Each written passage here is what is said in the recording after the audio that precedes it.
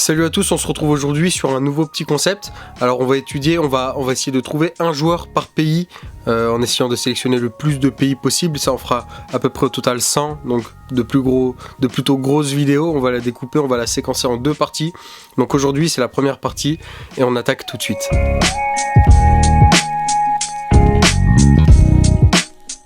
En commençant donc évidemment par la lettre A, et donc l'Afrique du Sud. Alors en Afrique du Sud, on a deux petits joueurs qui nous intéressent. On a Gift Links, c'est un ailier du côté du Danemark à Aarhus. Il a 26 ans, il est parti pour être il a pour l'instant le meilleur bilan comptable, il est parti pour avoir le meilleur bilan comptable de sa carrière. 2 buts, 2 passes décisives en ce début de saison. Mais si on devait en retenir un, en sélectionner un, ça serait Foster Lyle du côté de Burnley, c'est le buteur de Burnley. Ça se passe plutôt bien en Championship pour le moment, objectif monté en Première Ligue, et il pourrait en être l'un des artisans majeurs. En Albanie ensuite, on a des petits joueurs intéressants, Maresh Kumbula du côté de l'Espagnol Barcelone, pour confirmer un petit peu ce qu'il nous a montré il y a quelques années, le potentiel qu'on lui voyait. Armando Broja, c'est vraiment un joueur que j'affectionne particulièrement. Là il est du côté d'Everton, mais il est rongé par les blessures, c'est injouable, c'est infernal pour lui, ça s'arrête pas, et puis de lourdes blessures en plus de ça, donc je miserai pas totalement dessus malgré l'affection que je lui porte. Spendi, c'est un buteur de série B à Cesena, il a 21 ans et il a vraiment de bonnes statistiques, c'est un avant-centre très prolifique. La saison dernière, c'est 20 buts en 32 matchs de championnat, et là pour le moment il en est à 5 en 8 rencontres, donc on est plutôt bien parti. Mais celui qui nous intéresse le plus, c'est Aslani, c'est le plus fort potentiel du pays, c'est l'Albanais le plus en vogue. Il joue à l'Inter Milan, au milieu de terrain, il se cantonne à une place de remplaçant, et puis c'est difficile parce qu'il y a beaucoup de monde, mais il peut peut-être essayer de gratter quelque chose cette saison, avec notamment les blessures de Barella, ou les 35 ans de Mkhitaryan, peut-être qu'il aura besoin d'un peu de rotation, un peu plus, enfin... La route est pas mal barrée, mais il peut essayer de tirer son épingle du jeu, et en tout cas, ce qui est sûr, c'est que c'est l'Albanais le plus en vogue, comme j'ai dit, et avec le plus fort potentiel, donc on va suivre ça. On passe avec les Algériens maintenant, où j'ai vraiment 3 gros coups de cœur. Les 3 auraient pu être le joueur à suivre, mais bon, il faut au final en choisir un, en commençant par Zorgan, un milieu de terrain de Charleroi, ça fait 4 saisons qu'il est là-bas, et puis il est vraiment très bon, il est au-dessus du lot, je pense qu'on va pas tarder à le voir partir. En tout cas, il mériterait peut-être un échelon supérieur au moins de s'y essayer. Ilan Kebal, évidemment, on s'en rappelle, à Reims, sa saison 2021-2022, plein de promesses. Il est un petit peu parti aux oubliettes ensuite, mais là, du côté du Paris FC, c'est tout autre chose. Il se retrouve à la baguette d'une équipe qui risque de monter en Ligue 1, donc on risque de le revoir sur le devant de la scène. Peut-être qu'on fera un focus un peu plus important sur lui la saison prochaine, si Ligue 1. Mais mon coup de cœur, mon chouchou, c'est Amoura à Wolfsburg. J'aime beaucoup ce club en plus. Un buteur ailier qui est très prolifique, et il sort d'une grosse saison à l'Union Saint-Gilloise.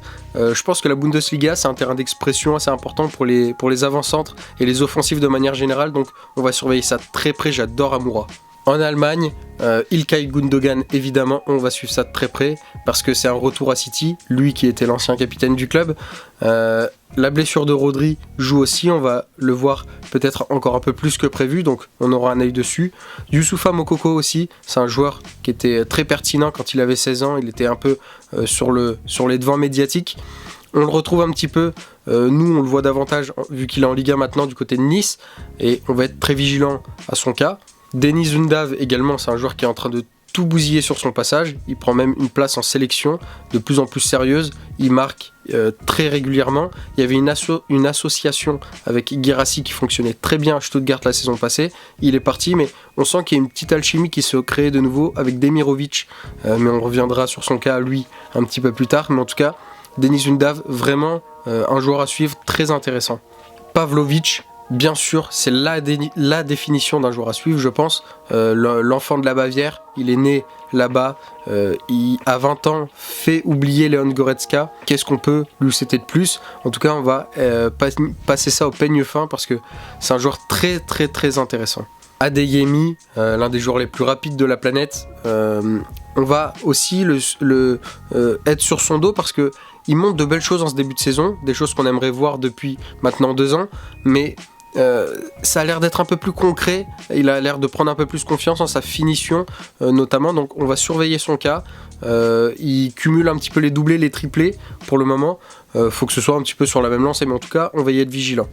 Et le joueur vraiment qu'on va surveiller le plus, sur lequel on va être le plus vigilant, le plus scrupuleux, ça va pas être Musiala, ça aurait pu, évidemment qu'on va le surveiller comme toujours, comme depuis qu'il est professionnel, mais ça va être Florian Wirtz qui sans surprise est hors du commun. Il a un jeu qui nous ramène un petit peu à certaines années football, avec ce profil de numéro 10 qui est pas spécialement le plus rapide, qui a pas le plus de qualité qu'on recherche chez un footballeur maintenant, mais il y a tellement d'élégance, tellement de justesse, de simplicité, tout en étant dans la complexité. En tout cas on espère qu'il va prendre une épaisseur un peu plus importante encore. C'était déjà le cas la saison passée, mais on le voyait aller dans un top club, pas que le Bayer Leverkusen n'en est pas un, mais c'est peut-être un peu inattendu qu'il soit encore là, mais je trouve ça fantastique. En tout cas, c'est pour notre plus grand bonheur, donc si ça peut être un petit bis repetita, ça sera avec plaisir. En Angleterre, Bellingham et Foden, obligé évidemment, on va pas s'étaler dessus, c'est forcément des joueurs à suivre. Harry Kane est toujours à suivre aussi, on a envie de le voir remporter le premier trophée de sa carrière. C'est un petit peu une série qu'on suit de loin et on a envie qu'elle se finisse bien pour lui parce que c'est un joueur qu'on apprécie plutôt. James Maddison avec Tottenham, en début de saison dernière, avant sa blessure, il était dans la discussion des meilleurs joueurs de Première Ligue, donc s'il peut retrouver ce niveau-là, en tout cas ça serait super, pour nos yeux tout du moins. Bukayo Saka, c'est abusé en 7 matchs de Première Ligue, c'est 7 passes décisives, 2 buts. C'est pas tous les jours qu'on voit ça. Ça me fait penser un peu au début de saison de Paul Pogba, je sais plus quelle année, il y a pas si longtemps, où en 3 matchs il était déjà à 6 passes décisives, quelque chose comme ça. Donc en tout cas, il part sur de vraiment bonnes bases, et tant mieux pour Arsenal. Watkins, c'est cette année la concrétisation un petit peu, c'est la Ligue des Champions avec Aston Villa, donc on est content pour lui, et puis avec les entrées qu'il a fait pendant l'Euro, on a envie de le voir davantage, prendre aussi lui un petit peu plus d'épaisseur. C'est un joueur très agréable, très complet, un vrai numéro 9. Tammy Abraham aussi, en parlant de numéro 9, c'est un joueur qu'on a un petit peu oublié à cause des croisés qui s'est fait. Il n'était pas très en vue du côté de la Roma, mais je me rappelle du côté de Chelsea à l'époque, c'était un joueur qui n'avait pas eu tout le temps sa chance, qui n'était pas un titulaire, mais dès qu'il jouait, c'était un joueur très prolifique. Et là, il est au Milan AC, on lui souhaite une certaine réussite parce que c'est un joueur très complet, qu'on a un petit peu zappé, qui a pourtant d'énormes qualités. Je pense même, si je devais absolument parier, qu'on pourrait le retrouver en sélection d'ici peu. Mason Greenwood également, c'est un joueur footballistiquement qu'on doit absolument suivre, mais on ne s'étalera pas dessus en tout cas ici. On enchaîne avec 3 jeunes joueurs qui m'intriguent particulièrement. Il y a Kobbie Mainoo déjà du côté de United, évidemment joueur à suivre, mais je pense pas qu'il soit dans le bon club en tout cas pour qu'on entende, pour qu'on s'attarde dessus cette saison-là. En tout cas, c'est pas la saison d'United, ça, on l'a vu, c'est clair. Ensuite, Nwaneri, milieu d'Arsenal, il est tout jeune vraiment. Il a connu ses premières minutes avec Arsenal, il a marqué un doublé en Cup face à Bolton. C'est un garçon qui est très apprécié du vestiaire. Un jeune comme ça qui arrive dans un groupe aussi fort, aussi pro, et qui arrive à s'intégrer si facilement, c'est toujours intriguant. Donc, on va suivre ça. Rico Lewis aussi, j'ai failli le mettre en tant que joueur à suivre. Évidemment qu'il l'est, mais ça a failli être mon numéro 1 pour les Anglais sur cette vidéo. C'est que c'est un joueur tellement polyvalent. Pep l'adore, il est fort, il est soyeux, il fait pas de bruit, on n'en entend pas parler comme un Mainoo par exemple, mais je pense vraiment que ça peut être l'explosion pour lui cette saison, notamment au vu des blessures qu'on connaît à City. Mais Cole Palmer, évidemment, un quadruplé il y a quelques jours, il survole tout, il est au-dessus du lot, il redresse Chelsea, les met dans le droit chemin, et ça c'était vraiment pas une mince affaire. Alors franchement, s'il y a bien un joueur à suivre cette saison, et pas qu'en Angleterre, c'est Cole Palmer. En Angola, Benson Manuel est intéressant à suivre, Clinton Mata également, c'est des joueurs qui sont assez intéressants dans leurs clubs respectifs. Mais Nzola me paraît encore plus intéressant, il vient d'arriver à Lens en Ligue 1. C'est un joueur qui a connu des difficultés dans son club précédent, la Fiorentina, mais juste avant la Fio, c'était la Spezia, et à la Spezia, je peux vous dire que c'était quelqu'un, Nzola. Il enfilait les buts comme des perles, et ça démarre bien pour lui dans l'aventure lensoise, parce qu'il a déjà connu un but sauveur face à Strasbourg. C'est vraiment un joueur plein de promesses. Je vais suivre ça de très près également. En Arabie Saoudite, zéro suspense parce qu'il n'y a pas beaucoup de joueurs qui m'intéressent personnellement, mais Saud Abdoulhamid, on va faire un focus dessus parce que c'est l'un des rares Saoudiens à évoluer en Europe. Il vient d'être acheté par l'Aroma, c'est un piston droit qui est plein de promesses, c'est un joueur qui n'a pas encore beaucoup de minutes, mais il y a vraiment quelque chose à dégager de lui. Il a gratté quelques minutes en tant que remplaçant en Europa notamment. Et franchement, je suis très curieux de connaître le destin de ce joueur et du coup, je vais suivre ça. Une autre grande nation, il y a du boulot avec la lettre A, on passe à l'Argentine et Julián Álvarez, évidemment, est un joueur à suivre. Le transfert le plus cher de cet été, on en attend forcément du côté de l'Atlético Madrid. Tati Castellanos, c'est un joueur qui déjà en MLS était très performant la saison dernière. Du côté de la Lazio, il était un petit peu embêté par Ciro Immobile, mais là, on le sent soulagé de son départ. C'est un autre joueur qui est très prolifique, qui démarre très bien la saison avec une très bonne Lazio. Donc on suit ça, c'est un joueur qui a été également de nouveau appelé avec la sélection. Léo Balerdi, capitaine de l'OM, un OM qui forcément donne envie d'être suivi cette saison. On va pas le laisser de côté. Buonanotte n'a que 19 ans, il montrait de super choses à Brighton. Il a connu des blessures qui ont un peu entravé sa progression, mais là il a une seconde chance en première ligue avec Leicester. Nico Paz, clairement à suivre, c'est un milieu offensif qui était formé à Madrid, à la Castilla. Il a que 20 ans du coup, et franchement il vient d'être transféré à Com en Italie. C'est déjà 2 passes décisives. Il est vraiment remuant, il a été appelé en sélection. Nico Paz, attention. Nicolas Gonzalez, c'est un joueur qui a été très performant avec la Fio la saison dernière et les saisons précédentes même. Cette année, c'est du côté de la nouvelle Juventus de Thiago Motta. Il a 26 ans et a été de nouveau appelé en sélection. C'est un joueur qui est sans arrêt décisif. Il joue des deux côtés, aile gauche, aile droite. À droite en sélection quand Messi n'est pas là. Mais c'est un joueur qui fait partie du nouveau projet et qui est au top de sa carrière. Donc il donne très envie d'être suivi. Mais le joueur que j'ai encore plus envie de suivre cette saison, c'est Almada. En cette première partie de saison, c'est pas le plus intéressant parce qu'il est à Botafogo au Brésil. Avec tout le respect que j'ai pour ce championnat, c'est pas celui qui nous hype le plus, mais il rejoindra Lyon cet hiver et avec un secteur offensif très chargé, je suis sûr qu'il arrivera à se faire une place quand même parce que c'est un joueur vraiment particulier. Il a tout massacré en MLS il y a 1 et 2 ans de là. Thiago Almada, évidemment, c'est un joueur dont on va beaucoup entendre parler dès cet hiver. En Arménie, Mkhitaryan, évidemment, on est obligé de le citer, mais c'est pas lui qu'on va suivre cette saison particulièrement. C'est Spertian, c'est une sensation. Spertian en Russie, c'est un milieu offensif formé à Krasnodar, il y est toujours, il a le brassard. Là-bas, il n'a que 24 ans et c'est un monstre du championnat russe. Il est estimé à 20 millions sur Transfermarkt et ils sont pour le moment premiers du classement là-bas, donc on va avoir un œil très très attentif sur Spertian. En Australie, Iran Kounda, c'est un ailier de 19 ans qui joue au Bayern 2, donc on arrive peut-être un peu trop tôt, c'est pour ça qu'on en parlera peut-être la saison prochaine, mais c'est pas sur lui qu'on va s'attarder là. Mais on va faire un focus sur Sirchati, je sais pas si je le prononce bien, c'est un défenseur central de 20 ans qui évolue à Parme. Il était l'un des titulaires lors de le titre la saison dernière en Série B, et là encore une fois il est titulaire. Sirchati, c'est un joueur avec beaucoup de qualité, dans un Parme que je trouve en plus très intéressant malgré les mauvais résultats. Il y a beaucoup de joueurs à suivre là-bas. En Autriche, on arrive à la fin des A, c'est notre dernier représentant de cette lettre. On a Junior Adamou qui est à suivre, il est enfin titulaire avec Fribourg, c'est un joueur dont j'espérais tout le succès la saison passée, c'était un peu plus délicat. Là, enfin il l'est, même en sélection, il a joué titulaire, c'est déjà 2 buts et 2 passes décisives en 6 rencontres de Bundesliga, donc c'est des débuts plutôt convaincants pour lui, mais c'est David Alaba qui va être le focus de la sélection parce que Alaba c'est déjà un visage très important, une figure du football mondial même, j'ai envie de dire, un joueur évidemment pas épargné par les blessures. Il devrait faire son retour en octobre et on sait qu'en plus du côté de Madrid c'est plutôt difficile, du côté de l'infirmerie elle est plutôt pleine, ça va faire du bien un retour. Alors on sait pas dans quel état il reviendra, mais en tout cas c'est un joueur dont on attend beaucoup de par le joueur qu'il a pu être par le passé. Donc on va avoir un œil sur David Alaba et lui souhaiter tout le meilleur. On entre dans les lettres B avec la Belgique qui joue d'ailleurs ce soir à l'heure où je m'enregistre. Doku, c'est un joueur déjà l'un des plus explosifs que je connaisse. Il a une capacité d'accélération et de vivacité rare, très rare. Il lui manque encore peut-être un petit peu les statistiques pour être d'autant plus marquant, sans jeu de mots.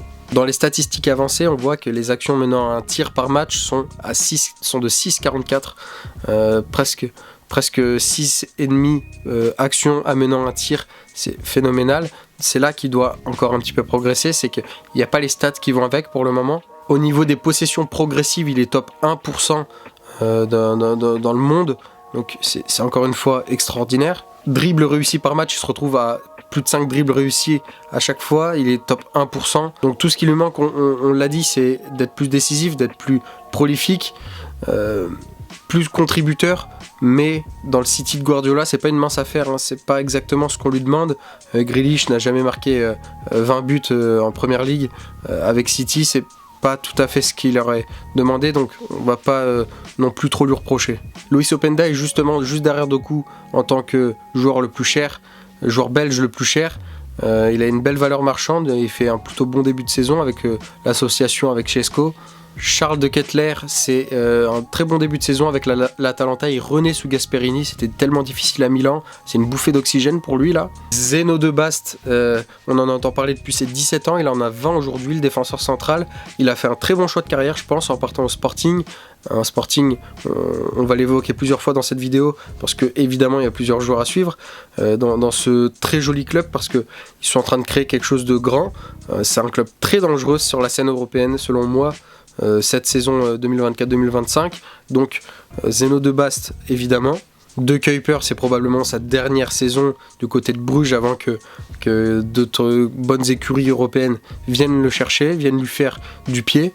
Amadou Onana, je pense que son transfert à Aston Villa est super intelligent, ça joue la LDC maintenant et c'en est un rouage essentiel d'Unai Emery. Il a déjà marqué des buts, souvent de la tête, souvent sur corner. Cette saison, c'est vraiment un maillon fort de cet effectif. Mais Malik Fofana, j'ai pas vraiment de mots pour le décrire. Je suis peut-être pas très objectif, j'ai une affect particulière pour l'OL, mais Malik Fofana, c'est vraiment un joueur particulier. Je vois peu de joueurs être comme lui à son âge. Je pense vraiment que sous Pierre Sage, c'est la saison de l'explosion. On le verra pas une saison de plus à Lyon. Je lui souhaite tout le bonheur parce que ce petit prince le mérite. Au Bénin, le remplaçant de Foster Lyle, c'est Outunji, le buteur. Il peut gratter quelques minutes pour espérer faire partie de l'aventure en Première Ligue la saison prochaine si ça monte. Donc en tout cas, on va y être vigilant. En Bosnie-Herzégovine, Djeko, 38 ans, toujours aussi prolifique. Pjanic, 34 ans, vient de rejoindre le CSKA Moscou librement. Mais ces deux joueurs-là, c'est de l'histoire ancienne. On va pas s'attarder dessus, mais on va parler de Demirovic. On l'a évoqué un peu plus tôt quand on parlait d'Undav. Demirovic, c'est la petite trouvaille, la petite surprise de Stuttgart. C'est un très bon début de saison. L'association, du coup, on l'a déjà évoqué, mais ça se passe au top et on voit de très très belles choses pour le moment sur le terrain. Chez les Brésiliens, évidemment, on est obligé de faire un petit cas par cas intéressant et un peu plus long parce que tous les joueurs sont intéressants à suivre.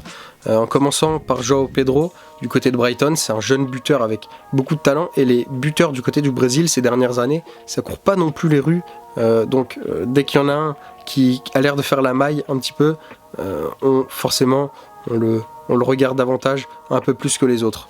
Douglas Luiz du côté de la Juve, c'est un des transferts phares de cet été pour le club de la vieille dame, mais ça se passe pas super bien pour lui pour le moment.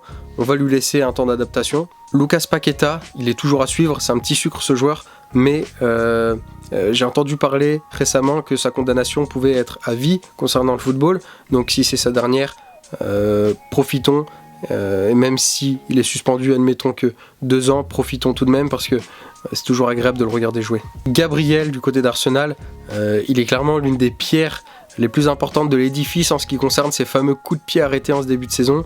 Il est très très important dans ce collectif. Savigno, un joueur qu'on connaît pas si bien que ça, on l'a vu du côté de Gérone être très bon. Il reproduit pour l'instant ce qu'on a vu à City, mais faut voir si ça peut tenir une saison entière.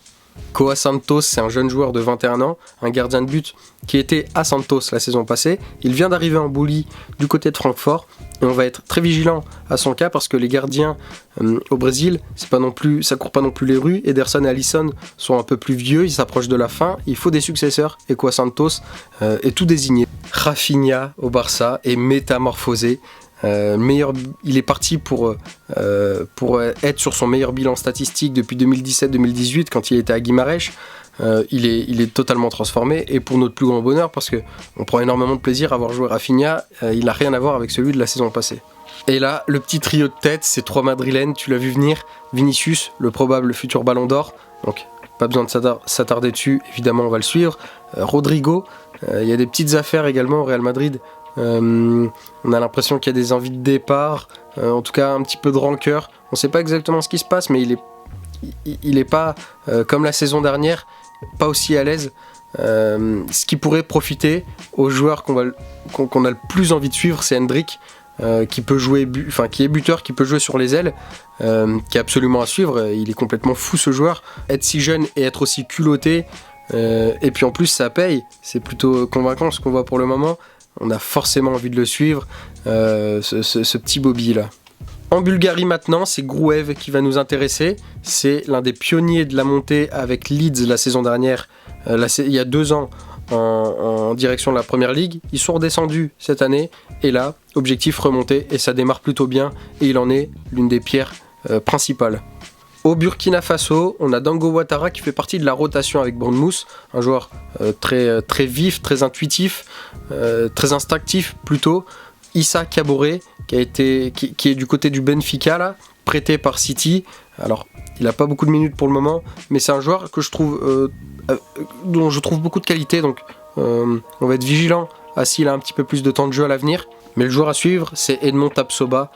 Du côté du Bayer Leverkusen, il a que 25 ans, mais quel rock, quelle vitesse, il est pétri de qualité ce joueur là, il est impressionnant. 6,35 passes progressives par 90 minutes, c'est un énorme total, c'est l'un des meilleurs sur ce point de vue là, cet aspect là du jeu à son poste, ainsi que les mètres parcourus balle au pied, il fait partie du top 3% des joueurs à son poste. Donc est-ce qu'il peut pas prendre une ampleur encore différente cette saison et franchir un step supplémentaire? On reste en Afrique et on part au Cameroun avec Brian Mbeumo qui est vraiment clairement maintenant un joueur calibre Première Ligue. 6 buts en 7 rencontres de Première Ligue, il est totalement en feu en ce début de saison, il est impressionnant. Mais il y en a un qui me rend complètement fou à Brighton, c'est Carlos Baleba, il a que 20 ans, il est en train de tout exploser, il est au-dessus du lot, on ressent réellement qu'il joue avec ses petits frères, il est impressionnant. Il est hyper complet, c'est un vrai 8 avec de belles projections offensives, tout en étant dur sur l'homme et très intelligent défensivement, il a un peu tout pour lui ce joueur. Au Canada, il y a beaucoup de joueurs qui m'intéressent aussi. Joe David, évidemment, avec Lille. Il y a cette victoire face au Real qui est un petit peu lumineuse. Mais c'est un super joueur. Et il a annoncé qu'il ne resterait pas, qu'il ne prolongerait pas son contrat. Donc on risque de le voir dans un autre club la saison prochaine. On a déjà entendu parler de la Juventus qui voudrait se positionner dessus. Ismaël Koné, je mettais en début de saison un bras sur le fait qu'il allait exploser la Ligue 1. Un peu plus difficile au vu des arrivées à Marseille, notamment Rabiot, mais il a vraiment un super bagage et je crois, et c'est même sûr, que De Zerbi l'adore, donc il y a quelque chose à jouer. Moïse Bombito, le nom le plus stylé de la Ligue 1 cette saison, il est à suivre, c'est un joueur très rapide qui fait du bien à la défense niçoise, même si ils n'avaient pas de soucis défensifs la saison dernière. Un départ de Todibo, c'est pas une évidence à combler, et pour le moment ça se passe plutôt bien, c'est une bonne recrue. Millar, c'est clairement un coup de cœur personnel, c'est un joueur que j'ai découvert pendant un France-Canada, il nous a fait beaucoup de mal sur son côté gauche, je le suis d'un peu plus près depuis, c'est un joueur qui a fait 7 clubs en 25 ans il me semble, donc il se cherche encore un peu, c'est pas encore excellent, là il est à Hull City, et ça se passe pas mal, mais je pense que c'est un joueur qui est pétri de qualité et qui, une fois qu'il aura trouvé sa stabilité, il pourra franchir un cap énorme. En plus de ça, il fait partie du top 1% des joueurs avec la plus forte progression balle au pied à son poste. Donc je trouve cette statistique assez notable pour un joueur qui fait peu de bruit en Championship. Et Alphonso Davies, évidemment, c'est le Canadien qu'on va suivre parce que c'est un joueur qu'on ne retrouve pas aussi brillant que lors de ses débuts. Alors il a que 23 ans, mais il y a quelque chose, il manque un petit quelque chose dans la potion qu'il a réussi à mijoter en début de carrière. On entend beaucoup parler d'une arrivée du côté du Real Madrid. Il ne devrait pas prolonger son contrat au Bayern. Donc évidemment qu'on va être super vigilant à sa saison qui va être particulière par rapport aux précédentes. Au Chili, c'est Osorio qui est super intéressant. Il est professionnel depuis ses 16 ans. Là, ça fait 2 ans qu'il est au Danemark à Midtjylland. Et c'est un joueur vraiment explosif, décisif. J'adore son profil. À Chypre, un milieu offensif super intéressant, c'est Kastanos. Il est actuellement à l'Hellas Vérone. Et puis, il fait de plutôt bonnes performances. C'est un joueur qui connaît bien l'Italie parce qu'il a été formé à la Juventus. Depuis, il a visité un petit peu le pays. Parce qu'il a également connu Frosinone, Pescara, Salernitana. Donc un habitué de cette ligue, de ce championnat. Et on voit de plus en plus qu'il commence à se sentir bien et qu'il progresse. Mais c'est Stelios Andreou au niveau des Chypriotes qui va nous intéresser. C'est un défenseur central de 22 ans. Il évolue à Charleroi. Il y est depuis qu'il a 19 ans et progresse à vue de nez. C'est un joueur qui a vraiment beaucoup de qualité également. Et c'est pas pour rien que c'est le Chypriote avec la plus grosse valeur marchande à l'heure actuelle, évaluée à 2,5 millions. On part du côté de la Colombie. James Rodriguez, c'est évidemment un joueur qu'on est curieux de voir, qu'on a un peu perdu de vue, mais au vu de sa Copa América absolument époustouflante, on est curieux de voir ce qu'il peut donner du côté du Rayo Vallecano. On a Luis Diaz, le Colombien évalué le plus cher, 80 millions. Il est sur un début de saison canon, son meilleur depuis son arrivée à Liverpool. Arne Slot lui fait totalement confiance. Son bilan statistique est exponentiel. Alors comment ne pas être le joueur à suivre, le Colombien à suivre cette saison ? C'est parce que John Duran existe et qu'en ce début de saison, c'est le super sub de l'année. Il est aussi impressionnant, il n'a que 20 ans. C'était plus difficile pour lui la saison dernière, mais là, on en parle de partout, John Duran. On en parle presque comme s'il devait prendre la place d'Ollie Watkins, c'est dire, du côté d'Aston Villa. Lui qui est adoré. Donc, John Duran, c'est un truc de fou, on va y être vigilant aussi. En Corée du Sud maintenant, Heung-min Son et Kim Min-jae, évidemment, c'est des joueurs qu'on suit, notamment surtout Heung-min Son qui est toujours dans les clous, mais c'est Kang In Lee qui va nous intriguer cette saison parce que du côté du PSG, on sent que Luis Enrique a une particulière affect pour lui et qu'il fait vraiment un bon début de saison. En plus de ça, il est polyvalent, il peut jouer ailier, il peut jouer 10, il peut jouer en faux numéro 9 comme il l'a fait en ce début de saison avec le PSG. C'est un joueur qui a vraiment tout pour lui, tout pour réussir cette saison. Au Costa Rica, avec 6 buts en 11 matchs, il terrifie les défenses russes. Il joue au Spartak Moscou, c'est Manfred Ugalde. Il avait fait beaucoup de mal du côté de Twente quand il y était. Il a que 22 ans, c'est un buteur avec beaucoup de qualité. C'est peut-être le costaricien, je ne sais pas, à suivre cette saison. En Côte d'Ivoire, il y a pas mal de joueurs très intéressants cette saison aussi. Les champions d'Afrique en titre ont de la ressource, notamment Christopher Operi qui a fait son retour en sélection. 27 ans, il n'était pas là lors de la victoire à la dernière CAN, mais c'est un joueur que j'adore du côté du Havre. Un latéral gauche avec un pied aussi soyeux, c'est rare. On est obligé de le remarquer parce que il est bon défensivement, il est bon offensivement, il a un peu de tout. Ce qui peut pêcher pour lui, c'est son âge, il n'est pas vieux, mais peut-être trop pour l'exigence du haut niveau quand on n'a pas encore été un top joueur. On a parlé de Zeno de Bast, on va parler d'Ousmane Diomandé, son compère en défense centrale au Sporting. Il a que 20 ans, j'ai l'impression que ça fait 15 ans qu'on parle de lui. C'est vraiment une pépite et il est dans le bon club pour éclore davantage. Il n'est pas parti trop tôt, les choix sont bons. Donc on va encore une fois, pour la énième fois, être vigilant à Ousmane Diomandé. Odilon Kossounou a osé quitter le Bayer Leverkusen pour rejoindre l'Atalanta. C'était un pari plutôt risqué, après les raisons lui appartiennent, mais ça se passe bien, ça a l'air d'être un choix pas si mauvais parce que l'Atalanta est bonne et que lui est bon. Adingra, le sauveur de la Côte d'Ivoire lors de la dernière CAN, a du boulot à Brighton parce qu'il y a beaucoup de concurrence, mais il n'en reste pas moins un joueur excellent, très intéressant. Sébastien Haller à Leganés, on est très curieux de voir ce qui va en advenir de lui. Après sa maladie, il revient petit à petit et c'est un joueur en plus de ça, qui a un capital sympathique énorme. Donc on va suivre Sébastien Haller. Mais Karim Konaté, c'est clairement l'Ivoirien à suivre. Il a connu une longue période de blessure qui l'a freiné. Mais avant ça, à Salzbourg, c'est pas n'importe qui. Hein. Il enfilait les buts comme peu de buteurs. Il faisait partie des meilleurs buteurs européens. Il est vraiment extrêmement bon à la finition. Il a beaucoup de qualité.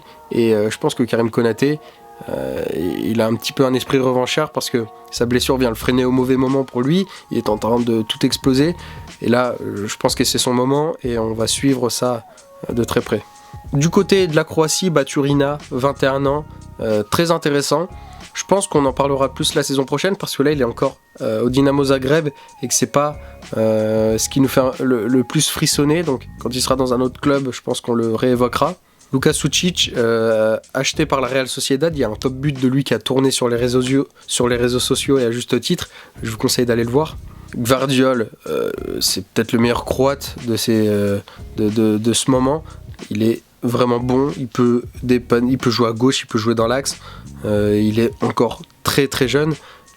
Je pense que c'est un joueur évidemment à suivre, mais sa situation est tellement stable, dans un club tellement stable, on va pas en tirer grand chose, il n'y a rien qui nous donne cette petite dose de piment, tant ça ne bouge pas pour lui, les performances sont toujours bonnes.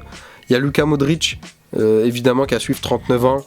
On ne sait pas jusqu'où il peut aller. C'est un joueur toujours intéressant, mais c'est Mateo Kovacic qui va le plus nous intéresser. Avec la blessure de Rodri à City, il va sûrement avoir un rôle un peu plus conséquent.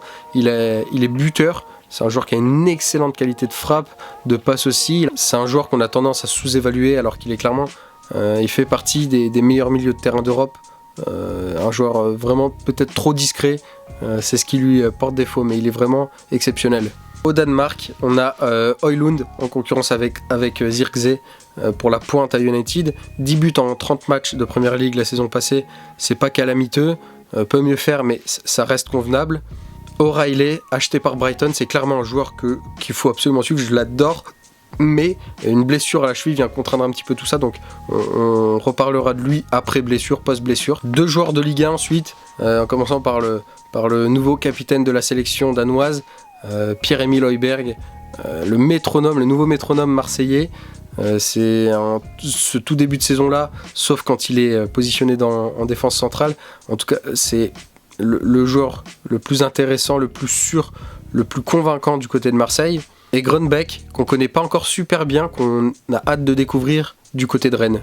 Mais ce sont pas les 2 joueurs de Ligue 1 qui vont le plus nous intéresser, mais 2 joueurs du championnat portugais, de la Liga NOS, mais plus particulièrement du Sporting, une nouvelle fois, parce qu'on a le capitaine Hjulmand, qui est vraiment un super joueur, qui a beaucoup de qualité. Je m'attendais pas à ce que ce joueur atteigne ce niveau-là. On a vu lors de la dernière Coupe du Monde qu'il avait atteint quelque chose d'assez grand, mais c'est Konrad Harder qui m'impressionne encore plus parce que c'est un joueur qu'on connaît très peu, je l'ai vu que très peu de fois jouer, il a 19 ans, c'est un buteur et il a fort à faire au niveau de la concurrence parce qu'il est juste derrière Victor Gyökeres, alors pas évident, mais sur le peu de matchs qu'il a joué, il a été décisif et il a un profil tellement particulier.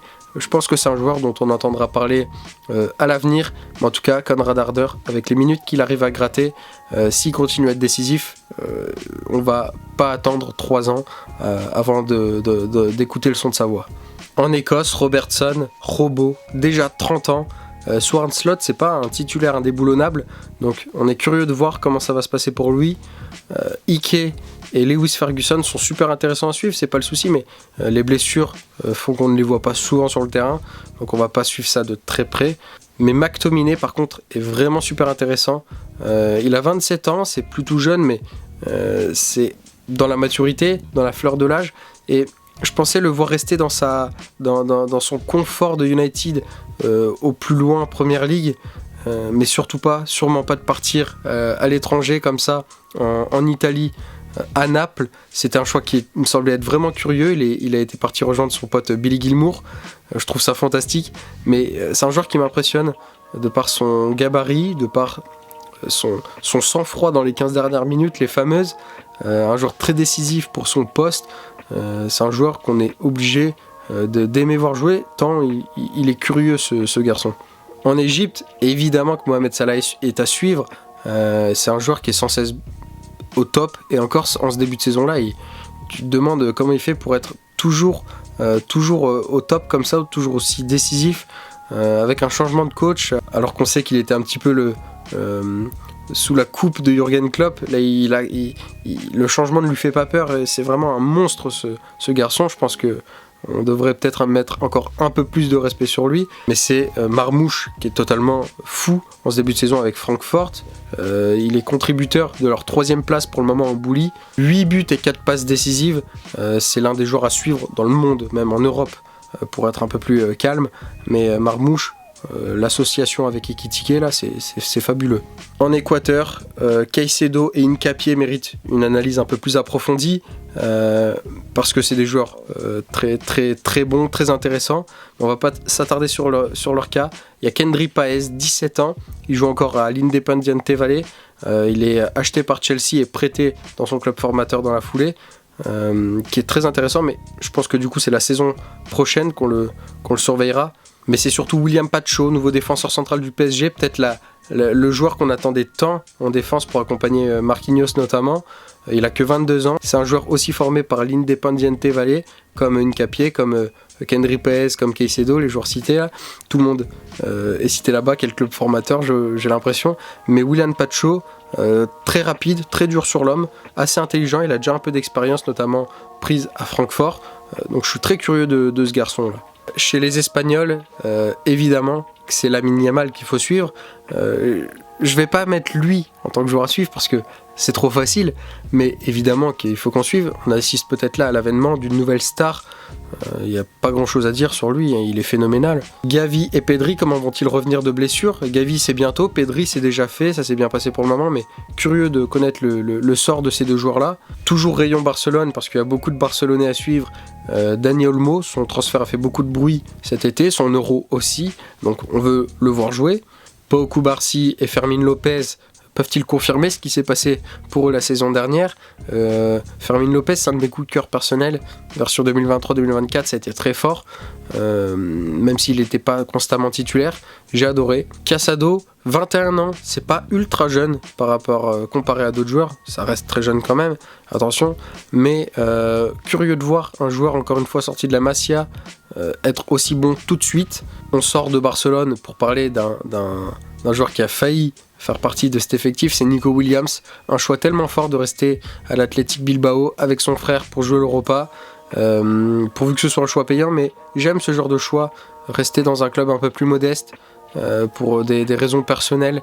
Je trouve ça très valeureux, donc curieux. Est-ce que Grimaldo peut être toujours aussi fort que la saison passée? La saison passée, c'était un joueur qui mérite pour moi un sérieux classement au Ballon d'Or, mais c'est encore un autre sujet. Grimaldo, on a la chance de le voir encore dans cet effectif, encore avec ce coach-là. Que demander de plus? Mes yeux seront rivés sur lui cette saison.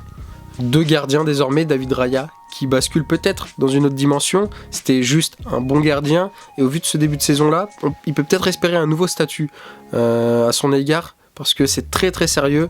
David De Gea, son retour après un an sans football, il se retrouve à la Fiorentina.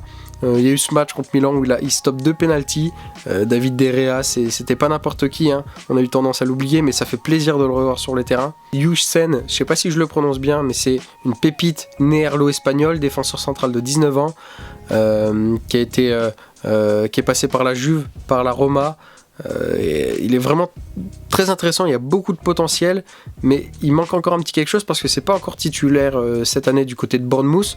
Il devrait pouvoir franchir ce cap-là, mais la première ligue et l'adaptation quand on est jeune, c'est pas une évidence, donc on va laisser un peu de temps, mais je crois que Dean Huijsen, c'est très intéressant à suivre en tout cas. Mais le joueur espagnol qu'on va suivre le plus, qui m'intéresse le plus cette saison, c'est Sami Omorodion, le numéro 9 de Porto. Il m'intrigue parce que les 9 comme ça court pas les rues en Espagne. C'est un joueur qui casse un peu les codes, comme l'ont fait Nico Williams et Lamine Yamal avec la sélection. Des joueurs qui sont hors profil. L'Espagne ne connaît pas des joueurs vraiment comme ça. Et Sami Omorodion, c'est un petit peu pareil pour moi. L'Espagne qui a connu évidemment de grands buteurs, David Villa, Butragueño, Torres. et j'en passe, mais jamais ça a été l'une des forces de cette nation, et Omorodion ça peut peut-être incarner ce renouveau qui manque peut-être à l'Espagne. Je dis ça, il leur manque pas grand chose à l'Espagne, c'est vraiment pour chercher la petite bête, mais vraiment ce 9 finisseur létal devant le but. En Estonie, Karl 1, c'est un joueur de Arsenal prêté à Valladolid, il a que 22 ans, donc on va le suivre, mais c'est Alex Tam qu'on va surveiller, c'est 27 buts en 30 rencontres en 2024, 2 passes décisives dans le lot, c'est un buteur de Kalju en Estonie, mais je pense qu'on ne devrait pas longtemps le voir là-bas parce que peu importe le niveau, un joueur qui marque autant de buts, c'est jamais insignifiant. Les États-Unis, l'une des nations à accueillir la prochaine Coupe du Monde en 2026, se cherche un buteur, une équipe très complète, mais encore une place à prendre en pointe. Et Folarin Balogun est en train de se réveiller avec Monaco. Ça fait plaisir de retrouver un Balogun qui était si performant à Reims. Donc on va poursuivre, surveiller la progression de ce joueur.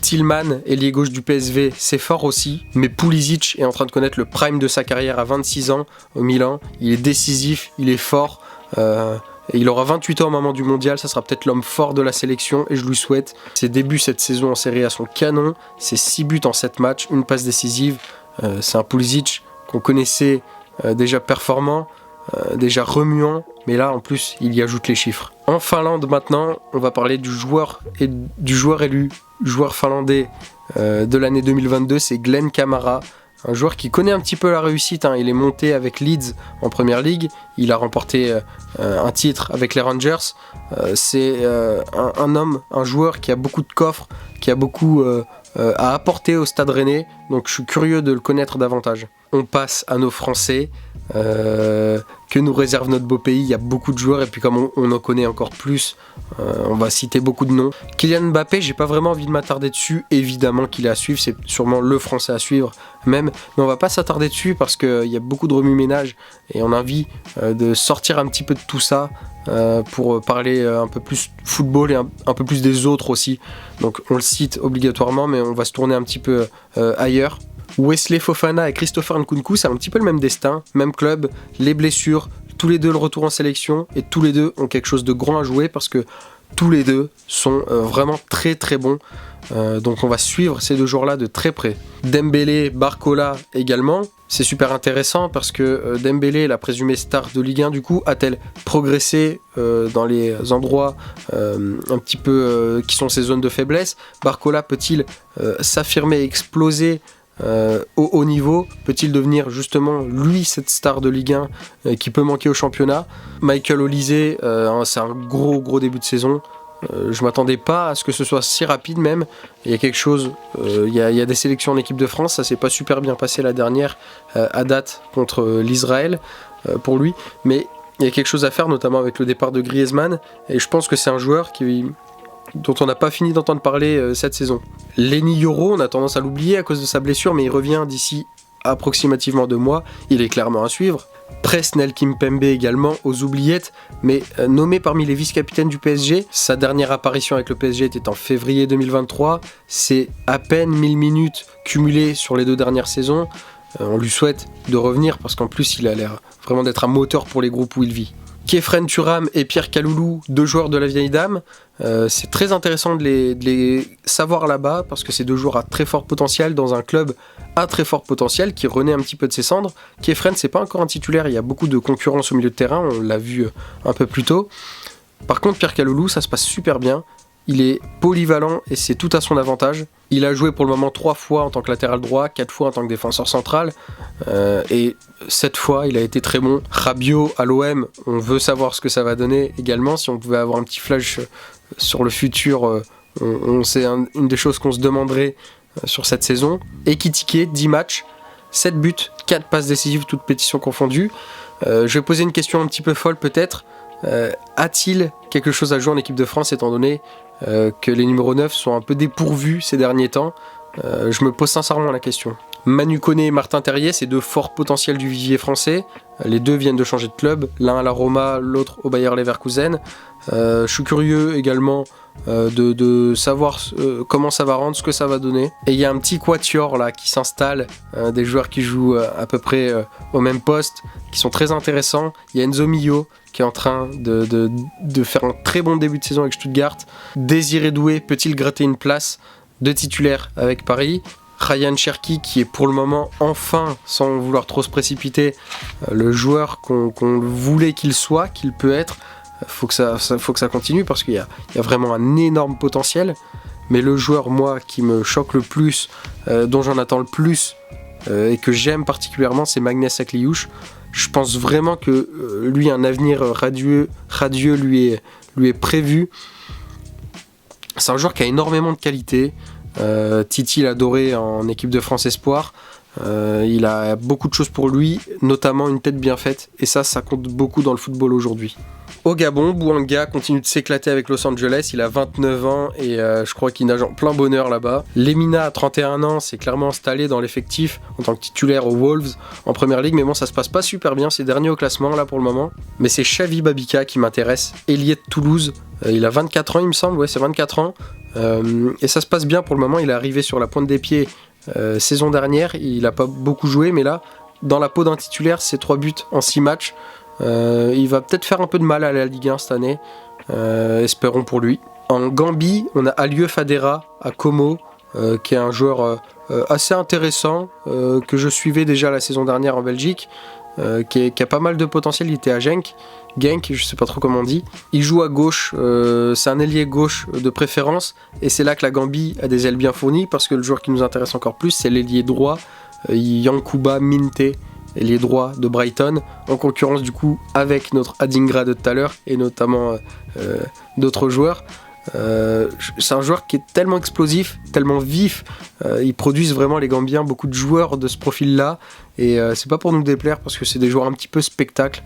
Il est très agréable à regarder jouer, bien que un peu frustrant sur certains moments par manque de lucidité. En Géorgie, le top 3 est tout dessiné, alors lequel va être le joueur à suivre pour moi cette saison? Alors ça ne va pas être Kvaratskhelia pour moi, parce que du côté de Naples, je pense qu'on s'ennuie un petit peu, on se lasse un petit peu, on aimerait le voir ailleurs, et je pense que ça va pas être une mince affaire parce que De Laurentiis c'est un petit peu la main ferme. Alors on adore, on est passionné de voir ce joueur, il est toujours très bon, très pertinent, mais c'est pas celui qu'on va suivre cette saison le plus proche, le plus près. Mamardashvili non plus, toujours gardien de Valence, mais c'est la saison prochaine qu'on va le suivre parce qu'il a été acheté par Liverpool. Il rejoindra le club que la saison prochaine, donc à ce moment-là pour potentiellement remplacer Alisson, ça sera quelque chose de très très intéressant à suivre. Mais c'est Miko Tadze qui nous rend curieux. Ça se passe pas super bien pour le moment à Lyon, il a eu sa chance plus ou moins, mais l'adaptation est pas évidente. Il y a des bruits de couloir qui disent qu'il est pas des plus professionnels. Ça nous fait penser un petit peu à son passage raté à l'Ajax. On ne lui souhaite pas ça, on n'espère pas ça. Avec les qualités qu'il a, l'Euro qui vient de nous sortir, on en attend plus et à juste titre. Donc on va lui laisser du temps parce que c'est un humain, c'est un joueur plus ou moins comme les autres, mais on a très envie de le voir à son top niveau. Au Ghana, Kudus et Thomas Partey sont des joueurs toujours à regarder parce qu'ils sont très intéressants, très pertinents dans leurs clubs respectifs. Il n'y a pas grand chose à notifier si ce n'est que Partey revient très bien de sa blessure avec Arsenal, ça se passe très bien. Ensuite on a Ernest Nuama, ça se passe pas très bien du côté de Lyon. On veut voir la version de Ernest à Nordsjælland au Danemark. C'est pas le cas pour le moment, il y a eu cette histoire de transfert bouclé du côté de Fulham, une histoire pas terrible. On espère autre chose pour ce joueur qui a l'air fort sympathique, mais bon, on lui demande des performances footballistiques plus qu'autre chose. Ibrahim Osman, c'est un peu pareil que Nuama, c'est un joueur formé à Nordsjælland. Il a été acheté par Brighton et dans la foulée prêté à Feyenoord, un ailier également de 20 ans, qu'on risque de voir pas tard en première ligue faire la concurrence à Adingra et Tutti Quanti. Fatawu, c'est un joueur aussi qui est en train de perdre sa place à Leicester en tant qu'ailier droit, mais il y a un vrai potentiel, quelque chose à faire. La PL c'est pas évident, mais le joueur qu'on va suivre c'est Alidou Seydou. J'en disais beaucoup de bien déjà dans un tweet en 2022. C'est un joueur qui m'intrigue, qui enfin retrouve un niveau similaire à celui qu'il avait à Clermont. Là à Rennes, il trouve sa vitesse de croisière et c'est terrible. En Grèce, on a Pavlidis, un buteur dans la force de l'âge, il a 25 ans. Il est au Benfica, il vient de planter encore un doublé pour vaincre les Anglais lors de cette Ligue des Nations, là, lors de ce rassemblement d'octobre. Donc absolument à suivre. Zaferis, c'est un milieu de terrain qui était encore en U21 avec la Norvège en juin et qui est désormais en sélection A avec la Grèce. Un changement du tout au tout en si peu de temps, c'est plutôt marrant. Konstantinos Kouliarakis, défenseur central tout juste acheté par Wolfsburg, il a 20 ans. Je pense qu'il y a vraiment un potentiel chez lui, il commence à devenir titulaire là-bas. Un autre Konstantinos, cette fois c'est Tsolakis. Konstantinos Tsolakis, le gardien de 21 ans de l'Olympiakos, qui a vraiment aussi quelque chose, une carte à jouer pour devenir le gardien numéro 1 à la succession de Vlaco Dimos. Et c'est un joueur de l'Olympiakos que l'on va suivre davantage, un joueur de 17 ans. Il est buteur, il s'appelle Kostoulas. Il faisait partie de ceux qui ont remporté la Youth League, notamment en finale face à Nantes. Il a été buteur la saison dernière, donc absolument à suivre. Je pense qu'on va en entendre parler un petit moment de celui-là. En Guinée, pas besoin de citer 14 noms, c'est Serhou Guirassy évidemment. On disait de lui à Stuttgart la saison dernière qu'il s'agissait de la saison de sa vie, qu'il ne retrouverait pas ce niveau-là, et pour le moment à Dortmund, on le retrouve totalement, Serhou. Il est flamboyant, il sort encore d'un triplé en sélection. Jusqu'où il va aller? Est-ce qu'il va s'arrêter à un moment? En tout cas, très curieux et avec beaucoup de plaisir, je vais suivre Serhou Guirassy. En Guinée équatoriale, c'est un défenseur central qu'on va suivre, Saul Koko, 25 ans, pas inconnu au bataillon parce que lors de la dernière CAN, c'est un parcours notable de la Guinée équatoriale et il a été l'un des artisans majeurs. Ils font 1-1 face aux finalistes nigériens en phase de poule. Ils tapent également la Côte d'Ivoire en phase de poule 4-0. Une victoire 4-2 face à la Guinée-Bissau dans le petit derby du coup, pour se faire sortir en 8ème de finale par la Guinée du coup, l'autre derby, cette Guinée de Serhou Guirassy du coup. Mais très beau parcours et Saul Koko, j'aime beaucoup ce joueur là. Et du coup, après la Guinée équatoriale, il y a la Guinée-Bissau, évidemment, on vient de l'évoquer. Il y a Mama Baldé, un joueur que j'apprécie, du côté de Brest. Il est très humain et très professionnel surtout, donc notable. Mais c'est Franck Culino qui va être le joueur à suivre de la Guinée-Bissau. J'en avais fait un tweet aussi à l'époque, j'avais un œil sur ce joueur, j'aime beaucoup son profil. C'est un buteur de Maitland, il est tout jeune, il a 20 ans. C'est un format qui m'intrigue beaucoup, il est assez fin, assez grand, très rapide. J'adore Franck Culino. Avec les H, c'est Luis Palma, ailier du Celtic qui nous intéresse, il a 24 ans. Il a failli réaliser un double-double la saison dernière en ne jouant que 28 matchs de championnat, 7 buts, 9 passes décisives. Donc on va être attentif aussi à ce joueur. En Hongrie, Milos Kerkez est très intéressant. Il a que 21 ans, on va le suivre encore un petit moment. Mais évidemment, pour conclure la vidéo, Dominik Szoboszlai, c'est un joueur absolument à suivre dans ce Liverpool de Arne Slot avec un très beau milieu de terrain, notamment Gravenberch. On l'évoquera probablement dans la partie numéro 2. Merci à vous d'avoir regardé cette vidéo. Le format était un petit peu plus long que les vidéos d'habitude. On s'essaye à plusieurs choses et puis on voit où est-ce que ça nous mène. Merci à vous et à très vite.